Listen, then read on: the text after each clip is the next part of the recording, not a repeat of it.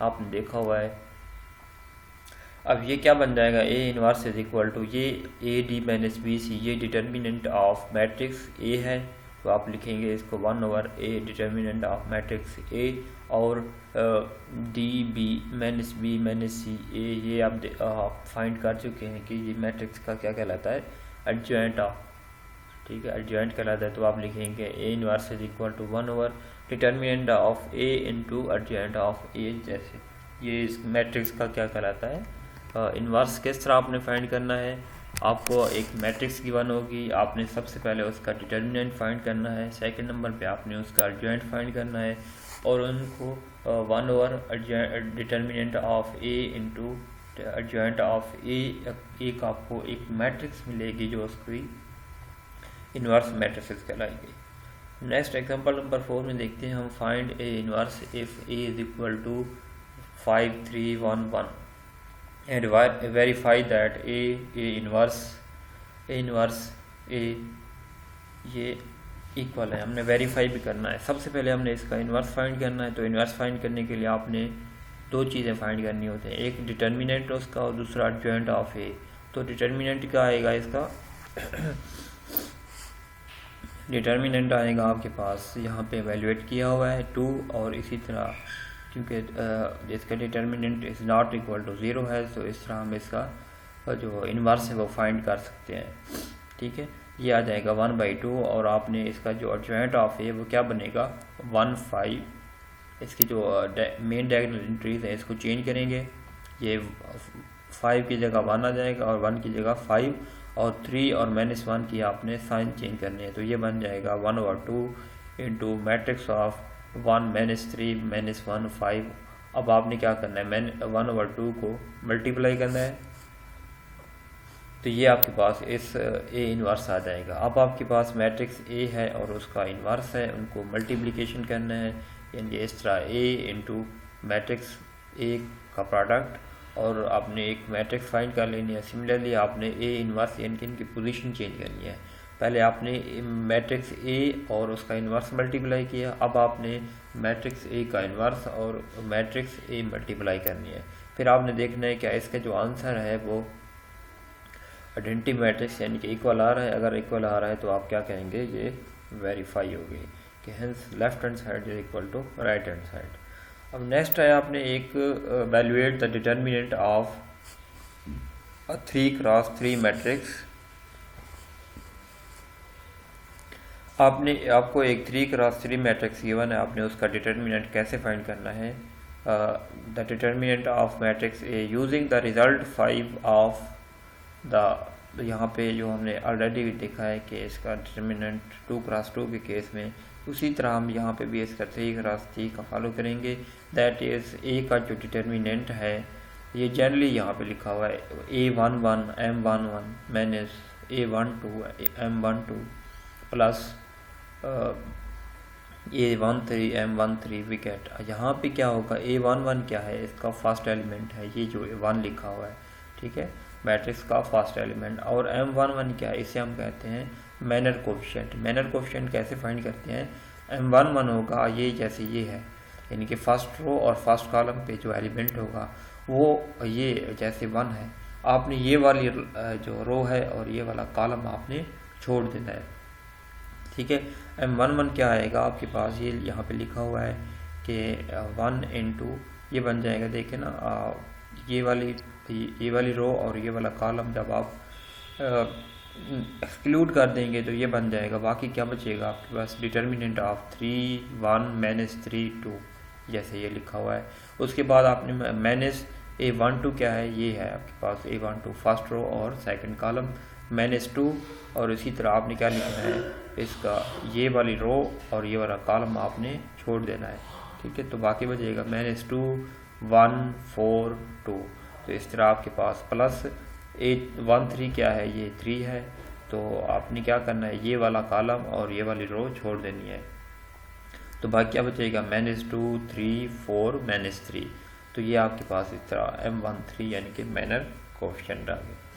अब आपने एक 3x3 मैट्रिक्स का जो डिटर्मिनेंट है उससे आप एक रिड्यूस कर दिया, आपके पास 2x2 का डिटर्मिनेंट आ गया, जो कि आप ऑलरेडी फाइंड करते रहे हैं।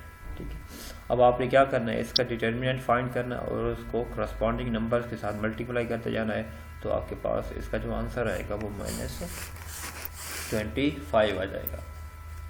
तो क्योंकि इसका जो डिटर्मिनेंट है इज़ नॉट इक्वल टू 0, तो हम क्या कहेंगे, ये मैट्रिक्स क्या है, नॉन सिंगुलर मैट्रिक्स है। अब हमने एक solution of simultaneous linear equation by using matrices. Simultaneous solution क्या होता है, ऐसा सोल्यूशन यानी कि आप जब आपको इक्वेशन गिवन हो और उसमें 2 वेरिएबल्स होंगे, तो उसको जब सॉल्व करते हैं तो आपने साइमल्टेनियस सोल्यूशन बताना होता है, ऐसा सोल्यूशन जो दोनों इक्वेशन को सेटिस्फाई कर रहा हो। तो यहाँ पे आपने क्या करना है, let the system of linear equation P, ये आपको एक सिस्टम गिवन है, a11 x1 plus a12 x2 is equal to v1, a21 x1 plus a22 x2 is equal to v2।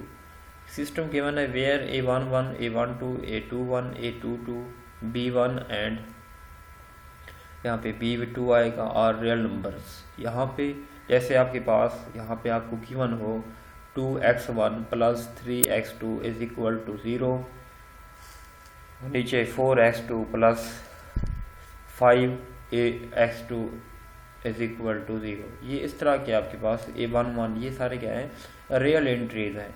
ठीक है, आप कोई भी नंबर्स होंगे, ठीक है, जो वेरिएबल्स हैं आपके वो क्या हैं, x1 और x2 है।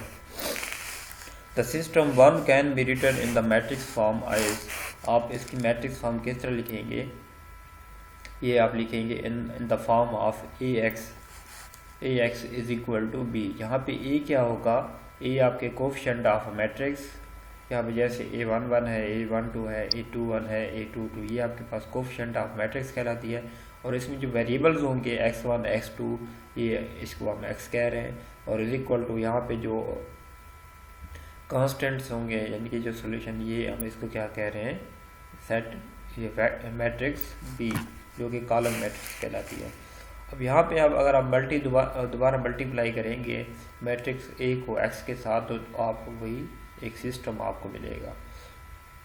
तो हम यहाँ पे कहते हैं where A is equal to coefficient of a matrix, x is equal to column matrix of unknown variables and b is equal to b1 b2।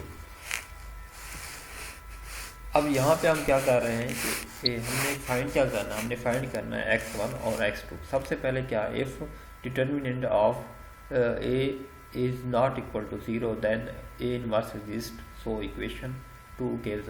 हमने ये कहना है अगर मैट्रिक्स का जो ऐसी मैट्रिक्स जिसका डिटर्मिनेंट नॉन ज़ीरो के इक्वल है, फिर हम उसका इनवर्स फाइंड करेंगे, अदरवाइज इनवर्स नहीं फाइंड कर सकते। ठीक है, तो यहाँ से हम क्या कहेंगे, ax is equal to b है, तो हम दोनों साइड पे a इनवर्स मल्टीप्लाई कर देते हैं, ये बन जाएगा a inverse into ax is equal to a inverse b। फिर हम क्या करते हैं, ये जो मल्टीप्लिकेशन है एसोसिएटिव प्रॉपर्टी का यूज़ करके a इनवर्स और a को मल्टीप्लाई, पहले आपके पास ax मल्टीप्लाई हो रहे थे, अब हमने इसकी एसोसिएटिव प्रॉपर्टी यूज़ करके a inverse a into x is equal to a inverse b कर दिया है। अब जो a इनवर्स a हमने ऊपर पढ़ा था, ये किसके इक्वल होता है, अगर a मैट्रिक्स है और दूसरी है a इनवर्स, उसकी मल्टीप्लिकेटिव इनवर्स मैट्रिक्स है, जब उसको मल्टीप्लाई करेंगे तो आपको आइडेंटिटी मैट्रिक्स मिलेंगी। ठीक है, तो ये आइडेंटिटी मैट्रिक्स इंटू एक्स, तो आपको x ही मिलेगा, तो ये बन जाएगा x is equal to a inverse b। ठीक है, तो आपके पास क्या आ जाएगा, हमने x फाइंड करना है, मैट्रिक्स x फाइंड करना है जिसमें अननोन वेरिएबल्स हैं x1 x2। तो हम यहाँ पे लिख रहे हैं matrix x1 x2 is equal to a inverse. a inverse क्या होता है, 1 over determinant of a into adjoint of a। इस मैट्रिक्स a का एडजॉइंट क्या बनेगा, इसकी आपने पोजीशन चेंज करनी है मेन डायगोनल की, ये बन जाएगा a22 a11 और a12 और a21 की आपने साइन चेंज करने हैं, तो इस तरह की एक मैट्रिक्स आपको मिलेगी इनटू मैट्रिक्स b जो कि b1 b2 है। अब आपने क्या करना है, इस मैट्रिक्स को मल्टीप्लाई करना है, मैट्रिक्स a ये a22 minus a12 minus a21 a11, इस मैट्रिक्स को और मैट्रिक्स b को मल्टीप्लाई करना है। जब मल्टीप्लाई करेंगे आपके पास इस तरह की एक मैट्रिक्स की आ जाएगी 1 over determinant of A into A2 two matrix of A2 two B1 minus A1 two B2 minus A21 B1 minus A1 B2। ठीक है, आपको एक मैट्रिक्स गिवन होगी। अब आपने ये मैट्रिक्स जो डिटर्मिनेंट ऑफ मैट्रिक्स ये है, इसको मैट्रिक्स के अंदर मल्टीप्लाई करना है, तो ये बन जाएगा इस तरह की एक मैट्रिक्स आपको मिलेगी। और यहाँ से आपके पास क्या आ जाएगा, x1 इज इक्वल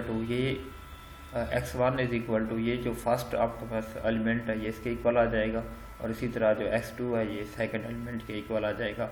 और मज़ीद आप इसको जब सिंप्लीफाई करेंगे तो आपके पास इस तरह की एक मैट्रिक्स गिवन होगी। Determinant of B1 A11 B2 A22, ये आपके पास यहाँ पे x1 है। ठीक है, x1 है and x2 is equal to A11 B1 B12 B21 B2। ठीक है, और डिटर्मिनेंट ऑफ मैट्रिक्स A। तो इस तरह आपने x1 और x2 की वैल्यूज़ फाइंड करनी है सिस्टम को सॉल्व करने के लिए। यहाँ पे हम इसकी पार्टिकुलर एग्जांपल लेते हैं। Solve the following system of linear equation. आपके पास एक सिस्टम गिवन है, इसकी फर्स्ट एग्जांपल देखते हैं। The matrix of the matrix form of the system. एक सिस्टम आपको गिना 3x1 minus x2 is equal to 1, x1 plus x2 is equal to 3। आपने सबसे पहले इसकी मैट्रिक्स फॉर्म बनानी है। मैट्रिक्स फॉर्म बन जाएगी ये 3 माइनस 1 1 1। इसी तरह मल्टीप्लाई करेंगे x1 x2 के साथ इज इक्वल टू 1 3। ये आपके पास कोएफिशिएंट जो लेफ्ट राइट हैंड साइड पे कांस्टेंट्स हैं वो उसके इक्वल है, जिसे हम मैट्रिक्स B का नाम देते हैं। तो जैसे आपने ऑलरेडी पढ़ा है, AX is equal to B की फॉर्म बन जाएगा।